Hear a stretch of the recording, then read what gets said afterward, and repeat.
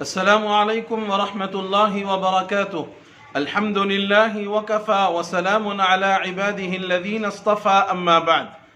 محترم ناظرین، قابل احترام سامعین، آج آپ کی خدمت میں درد دل کے ساتھ دل درد مند کا پیغام لے کر حاضر ہوا۔ وہ پیغام یہ ہے کہ جب رمضان المبارک کا مقدس مہینہ ہم پر سایہ فگن ہوتا ہے تو بڑا عجیب سما رہتا ہے۔ اللہ تعالیٰ کی رحمتیں، انوار و برکات برستی ہوئی نظر آتی ہیں۔ عموماً یہ دیکھنے میں آتا ہے کہ رمضان المبارک میں غیر معمولی طور پر عبادتوں کی کثرت ہو جاتی ہے۔ گھروں سے تلاوت قرآن پاک کی آوازیں گونجتی ہیں، یہاں تک کہ ہمارا اپنا معاشرہ بالکل بدل جاتا ہے۔ سروں پر ٹوپیاں، جسموں پر اسلامی لباس، ہاتھوں میں تسبیح آ جاتی ہیں، اور گھروں میں حتی الامکان ٹی وی وغیرہ کو بند کر دیا جاتا ہے، یا کم از کم فحش فلموں اور سیریلوں اور ڈراموں کو دیکھنے اور گانے وغیرہ سننے سے پرہیز کیا جاتا ہے۔ نیز مساجد میں نمازیوں کی تعداد بڑھ جاتی ہے، لیکن اس بار چونکہ لاک ڈاؤن کی وجہ سے وہ ماحول نظر نہیں آیا۔ البتہ اکابر علماء کرام کی ہدایات اور حکومت کی پالیسیوں کو سامنے رکھتے ہوئے مسلمانوں نے اپنے گھروں ہی میں عبادتوں اور ریاضتوں اور دعاؤں وغیرہ کو انجام دیا، اس میں لگے رہے، جسے دیکھ کر سن کر بڑی خوشی محسوس ہوتی رہی، دل باغ باغ ہوتا رہا، اور مستقبل میں اسلامی اقدار اور دینی ماحول کے پھیلنے پھولنے کی امیدیں وابستہ ہوتی رہیں۔ انشاءاللہ فالحمدللہ علی ذالک۔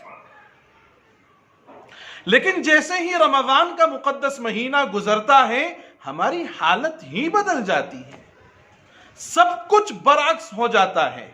ایسا معلوم ہوتا ہے کہ ہم صرف رمضان کے مسلمان تھے، ہمیشہ کے نہیں۔ ہم رمضان کے مسلمان تھے، ہمیشہ کے نہیں۔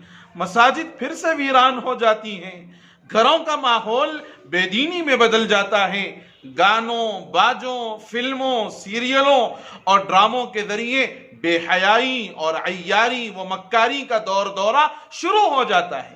ہمارے جسموں سے اسلامی لباس، سر سے ٹوپیاں اتر جاتی ہیں، سیر و تفریح کے بہانے ہماری عورتیں بے پردہ نظر آتی ہیں، جسے دیکھ کر بہت افسوس بھی ہوتا ہے، آنکھیں نمدیدہ اور آبدیدہ بھی ہو جاتی ہیں، اور دل چیخ چیخ کر کہتا ہے حقیقت خرافات میں کھو گئی، یہ امت خرافات میں کھو گئی، حقیقت روایات میں کھو گئی، یہ امت خرافات میں کھو گئی۔ محترم ناظرین، رمضان المبارک کا مہینہ صرف عمدہ و لذیذ غذائیں کھانے پینے کے لیے یا چند دن عبادتیں کر لینے کے لیے نہیں آیا تھا، بلکہ ہم مسلمانوں کو ہمیشہ کے لیے متقی اور پرہیزگار بنانے کے لیے آیا تھا، کیونکہ روزے کا بنیادی مقصد ہی تقویٰ ہے۔ اگر رمضان کے روزے رکھنے کے باوجود ہم میں تقویٰ پیدا نہیں ہوا، اللہ کا ڈر خوف پیدا نہیں ہوا، عبادتوں کا ذوق شوق ہم میں نہیں آیا، نبی کریم صلی اللہ علیہ وسلم کی سنتوں پر مر مٹنے کا جذبہ ہم میں پیدا نہیں ہوا، غریبوں مسکینوں کے ساتھ ہمدردی اور خیرخواہی کا جذبہ اور وہ وصف ہم میں نہیں آیا، گناہوں سے بچنے کی طاقت اور قوت ہم میں پیدا نہیں ہوئی، تو ہمیں رمضان میں سوائے بھوکا اور پیاسا رہنے کے کچھ حاصل نہیں ہوا۔ یاد رکھیں، رمضان اس لیے آتا ہے کہ آپ کو اور مجھ کو اور سارے مسلمانوں کو اسلامی سانچے میں ڈھال دیا جائے۔ رمضان ہر سال آ کر یاد دہانی کرواتا ہے کہ جیسے تم اپنی زندگی رمضان میں گزار رہے ہو، سال کے بقیہ ایام بھی اسی طرح گزارو، کیونکہ نماز جیسے رمضان میں فرض ہے، رمضان کے بعد بھی فرض ہے۔ गुनाहों से बचना और इज्तिनाब करना जैसे रमजान में जरूरी है, रमजान में जरूरी है, रमजान के बाद भी जरूरी है।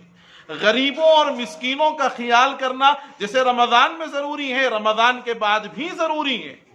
क्यों? इसलिए कि सिर्फ रमजान का महीना खत्म हुआ है, इबादतें खत्म नहीं हुई। रमजान का सिर्फ महीना खत्म हुआ है, इबादतें खत्म नहीं हुई। अगर हम सिर्फ रमजान में इबादतें वगैरह करके छोड़ देते हैं तो हमने बहुत बुरा किया, हमने बहुत बुरा किया। हजरत बिश्र हाफी रहमतुल्लाहि अलैह ने फरमाया कि बड़े बुरे हैं वो लोग जो अल्लाह ताला को सिर्फ रमजान में जानते हैं। इसलिए मेरे बुजुर्गों, मेरे अजीजों, हमें ये आमाल सालिहा और गुनाहों से इज्तिनाब का सिलसिला बराबर जारी रखना है और बाकी रखना है, क्योंकि हमारे दीन दुनिया की कामयाबी और कामरानी इसी में मुज़मर है। अल्लाह ताला हमें इस हकीकत को समझने और इसके मुताबिक पूरी जिंदगी गुजारने की तौफीक नसीब फरमा दें। आमीन। वस्सलामु अलैकुम वरहमतुल्लाहि वबरकातुहू। अस्सलामु अलैकुम वरहमतुल्लाहि वबरकातुहू। मैं अपने तमाम नाज़रीन और सामिईन से दरख्वास्त करता हूँ कि वो हमारे YouTube channel message of Islam को ज़रूर सब्सक्राइब करें, लाइक करें, शेयर करें और अपने सवालात कमेंट के ज़रिए हमें बताएं। हम आपके सवालात का जवाब अगली वीडियोज़ में ज़रूर देंगे इंशाअल्लाह।